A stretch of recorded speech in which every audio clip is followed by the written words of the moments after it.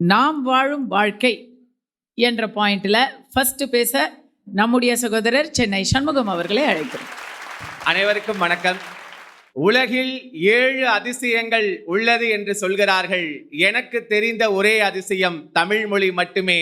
அப்படிப்பட்ட தமிழை வணங்கி எவ்வுலகிலும் கல்விக்கு சரஸ்வதி, மயிலாடுதுறையில் கல்விக்கு நம்முடைய கலைமகள் கல்லூரி என்று சொல்லி 5 கூட்டினா 10 நம்முடைய கலைமகள் கல்லூரி மாணவர்கள் என்றாலே கெத்து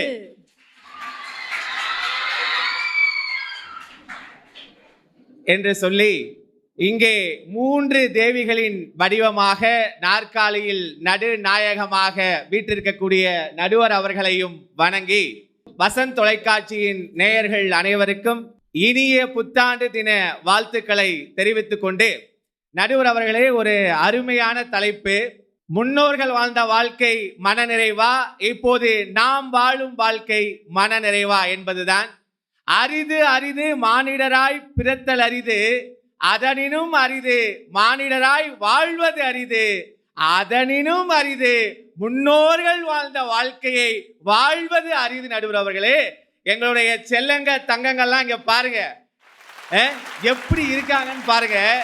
நடுவர் அவர்களே, முன்னோர்கள் வாழ்ந்த வாழ்க்கை பிக் பாஸ் மாதிரி ஓடவும் முடியாது, ஒளியவும் முடியாது.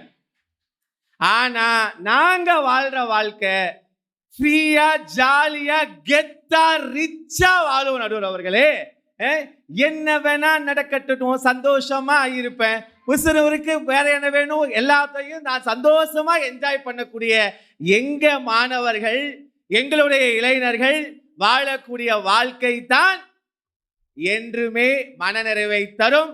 அதுதான் எல்லாருக்குமே ரக்கிட ரக்கிட ரக்கிடவோ ரக்கிட ரக்கிட ரக்கிடவோ ரக்கிட ரக்கிட ரக்கிடவோன்னு ஜாலியா இருக்கும். நடுவர் அவர்களே, எங்களுடைய வாழ்க்கையெல்லாம் வெங்காயம் தக்காளி மாதிரி விலை ஏறும்போது தான் எங்களுடைய மவுசு தெரியும், அதை புரிஞ்சுக்கோங்க. ஆனா முன்னோர்கள் வாழ்ந்த வாழ்க்கை என்பது ஒரு நரகமான வாழ்க்கையை வாழ்ந்தார்கள்.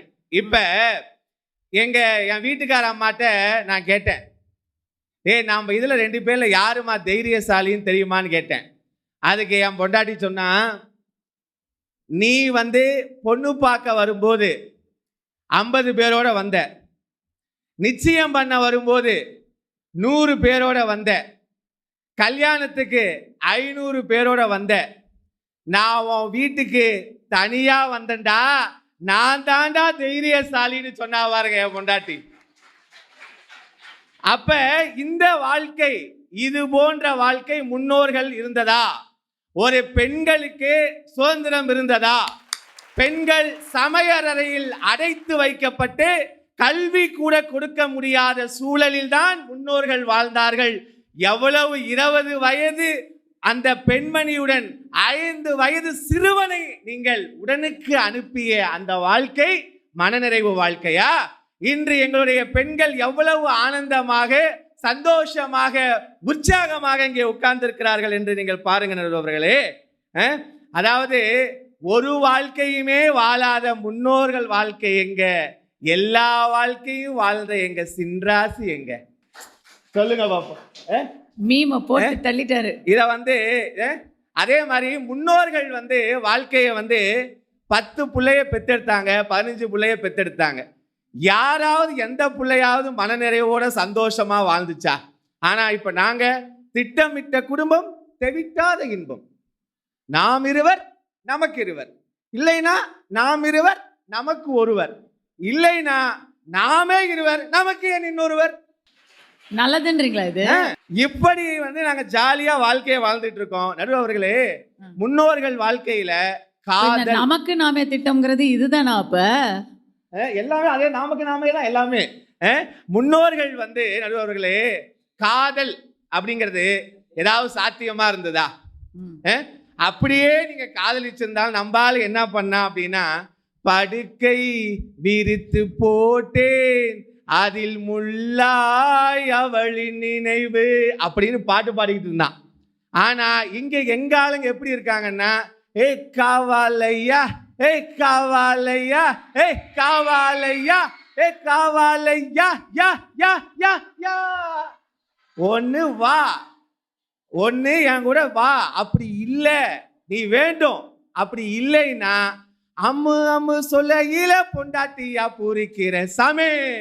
ஏ சாமி, நீ சாமி சாமி சொல்ல இல புருஷனான ஃபீலிங் தான் சாமி. அவ்வளவுதான், முடிஞ்சு போச்சு. வாயா சாமி, மந்திர சாமி, போக்கிரி சாமி. அவ்வளவுதான் நம்ம வாழ்க்கை. இது மாதிரி நாங்களாம் வச்சுக்கிட்டு இந்த பாட்டு பாடிக்கிட்டு தாடி வச்சுக்கிட்டு அந்த வாழ்க்கையில எங்க வாழ்க்கை கிடையாது. இப்படி ஜாலியா என்ஜாய் பண்ண வாழ்க்கை. நடுவர்களே, அந்த கால முன்னோர்கள் வாழ்க்கையில புருஷன் பேரை யாராவது சொல்ல முடியுமா? புருஷன் பேரை உங்களால சொல்ல முடியுமா முன்னோர்கள் வாழ்க்கையில? இன்னைக்கு நாங்க எப்படி சொல்றோம்? டே ரமேஷ், டே சுரேஷ், ஹாய் மச்சான் அப்படின்னு கூட நாங்கள் தோல் மேல கை போட்டு ஃப்ரெண்ட்லியா புருஷன் பொண்டாட்டி போற காலம். நடுவர்களே, முன்னோர்கள் வாழ்க்கையில நீங்கள் ஒரு அடிமை முறையான வாழ்க்கையைத்தான் வாழ வைத்தீர்கள் என்பதுதான் நிதர்சனமான ஒரு உண்மை. இன்னைக்கு மாமியார் மருமகள் பிரச்சனை அந்த அளவுக்கு இங்க கிடையாது. அன்னைக்கு எந்த அளவுக்கு மாமியார் மருமகள் பிரச்சனை உச்சத்துல இருந்தது, அதையெல்லாம் யோசிச்சு பேசணும். எதிரணியில் இங்க வந்துகிட்டு சும்மா பயாஸ்கோப்பு படம் காமிக்கிற வேலையெல்லாம் இங்க வேணாம் எங்கள்கிட்ட. நீங்க நம்ம வாழ்க்கை வேணான்னு சொல்றீங்கல்ல, எதுக்கு அப்ப நீங்க வந்து வீட்டுல இன்னும் அதே பழைய கூரை வீட்டுல இருக்க வேண்டியதானே? அதே பழைய கம்மஞ்சோரையை கழுவி சாப்பிட வேண்டியதானே? அதே இப்ப இதுக்கு மட்டும் எதுக்கு ஏசி ரூமு காரு எல்லாம் உங்களுக்கு கேட்குது? ஏன் அதே வாழ்க்கை நல்ல வாழ்க்கையா தானே இருக்கு, அப்படியே வாழ்ந்துட்டு போக வேண்டியதானே? அதே மாதிரி நடுவர்களே, அந்த காலத்துல பாத்தீங்கன்னா முன்னோர்கள் வாழ்க்கையில பெரிய கஷ்டம் தெரியுங்களா?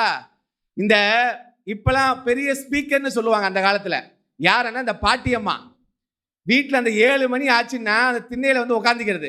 உட்காந்துக்கிட்டு, உனக்கு விஷயம் தெரியுமாடி, அடியே அவளாடி, ஆமாடி, அங்கே போயிட்டான், ஆமாடி, அந்த பையனா, அந்த பொண்ணாடி அப்படின்னு, அதாவது இல்லாத கட்டுக்கதையெல்லாம் கட்டி விட்டு நம்ம வாழ்க்கையை க்ளோஸ் பண்ணி விட்டுருவாங்க. இன்னைக்கு நாங்கள் எப்படி இருக்கோம்? முன்னாடி வீட்டில் எவன் இருக்கான்னு யாருக்குமே தெரியாது. இன்னைக்கு முன்னாடி வீட்டில் யார் இருக்கானே தெரியாது. அந்த வாழ்க்கையை நாங்கள் வாழ்ந்துகிட்டு இருக்கோம். நீங்க பெரிய ஸ்பீக்கரா இருந்து ஆளை காலி பண்றதா உங்களோட வேலையாவே நீங்க வச்சிருந்தீங்க. நடுவர் அவர்களே, நீங்க முன்னோர்களுடைய வாழ்க்கை ஒரு கைக்குள்ள உங்களுடைய கையை அழுத்தமா பிடிச்சிக்கிட்டு பறந்து போ பறந்து போ பறந்து போனீங்க. எப்படி பறக்கிறது? எல்லா காலையும் கட்டி வச்சிருவீங்க. பறந்து போனா எப்படி பறக்கிறது? இன்னைக்கு அப்படி இல்லையே. கலர் கலரா ஜாலியா கெத்தா எங்க ஆளுங்களா ஜிம்பலக்கா ஜிம்பலக்கா ஜிம்பல ஜிம்பாலே, ஜிம்பலக்கா ஜிம்பலக்கா ஜிம்பல ஜிம்பாலே ஜிம்பாலே ஜிம்பாலே அப்படின்னு சும்மா ஜாலியா என்ஜாய் பண்ணிட்டு இருக்கான். நடுவர் அவர்களே, நீங்க என்ன பண்ணீங்க? முன்னோர்கள் வாழ்க்கை இறுதியா சொல்லி முடிச்சுக்கிறேன். முன்னோர்கள் வாழ்க்கை என்ன பண்ணீங்க? நீங்க காலையில எஞ்சிங்க, வேலைக்கு போனீங்க, சாப்பிட்டீங்க, தூங்குவீங்க. மறுநாள் காலை எஞ்சிங்க, வேலைக்கு போனீங்க, சாப்பிட்டீங்க, தூங்குவீங்க. ரிப்பீட். இதே ரிப்பீட்டே தான் வந்துட்டு இருந்தது. இன்னைக்கு நாங்களாம் அப்படி கிடையாது. எங்கேயும் எப்போதும் சங்கீதம் சந்தோஷம், ராத்திரிகள் வந்துவிட்டால் சாஸ்திரங்கள் ஓடிவிடும். காலையில் ஜப்பானில் காஃபி, மாலை நியூயார்க்கில் கேப்ரேட், இரவில் தாய்லாந்தில் ஜாலி அப்படின்னு தட்டட்டும் தட்டட்டும் கைகள் 2, ஆடட்டும் ஆடட்டும் கால்கள் 2. Come on everybody, happy new year. தட்டட்டும் தட்டட்டும் கைகள் 2, ஆடட்டும் ஆடட்டும் கால்கள் 2 அப்படின்னு ஜாலியா என்ஜாய் பண்ணக்கூடிய வாழ்க்கை எங்களுடைய வாழ்க்கை தான். இந்த வாழ்க்கையில எதையும் எந்த கொடுமையும் யாரும் அனுபவிக்க முடியாது. ஃபேஸ்புக், இன்ஸ்டா, ட்விட்டர் எல்லாம் இருக்கு. ஆட்டோமேட்டிக்கா எல்லாமே காட்டி கொடுத்துரும். எங்க வாழ்க்கை மாதிரி முன்னோர்கள் வாழ்க்கை வாழல என்பதுதான் நிதர்சனமான ஒரு உண்மை. இன்று இந்த சந்தோஷமான வாழ்க்கையை நடுவராகிய நீங்களும் அனுபவித்துக் கொண்டிருக்கிறீர்கள். அதனால் எங்களுக்குத்தான் தீர்ப்பு சொல்வீர்கள் என்று சொல்லி நல்லதொரு வாய்ப்புக்கு நன்றி பாராட்டி விடைபெறுகிறேன். நன்றி, வணக்கம்.